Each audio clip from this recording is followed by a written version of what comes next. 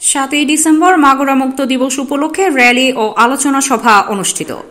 মাগুরা প্রতিনিধির পাঠানো ভিডিও চিত্রে দেখুন বিস্তারিত। 7ই ডিসেম্বর মাগুরা মুক্ত দিবস উপলক্ষে শনিবার জেলা প্রশাসনের উদ্যোগে র্যালি ও আলোচনা সভা অনুষ্ঠিত হয়েছে। সকালে জেলা প্রশাসকের সম্মেলন কক্ষে আয়োজিত আলোচনা সভায় প্রধান অতিথি হিসেবে উপস্থিত ছিলেন জেলা প্রশাসক মোহাম্মদ আব্দুল আল মাহমুদ। প্রধান অতিথি তার বক্তব্যে বলেন, 1971 সালের এই দিনে মাগুরা হানাদার মুক্ত হয়েছিল। বীর মুক্তিযোদ্ধাদের অসীম ত্যাগ, সাহস ও আত্মোৎসর্গের বিনিময়ে আমরা পেয়েছি এই স্বাধীনতা। নতুন প্রজন্মকে মুক্তিযুদ্ধের সঠিক ইতিহাস জানানো এবং দেশপ্রেমে উদ্বুদ্ধ করাই আমাদের প্রধান লক্ষ্য। দিনটি উপলক্ষে সকালে জেলা প্রশাসন চত্বর থেকে একটি বর্ণাঢ্য র্যালি বের করা হয়। র্যালিতে মুক্তিযোদ্ধা, সরকারি কর্মকর্তা, সাংবাদিক, শিক্ষক, শিক্ষার্থী সহ বিভিন্ন শ্রেণী পেশার মানুষ অংশ নেন। র্যালি শেষে জেলা প্রশাসকের সম্মেলন কক্ষে অনুষ্ঠিত হয় আলোচনা সভা।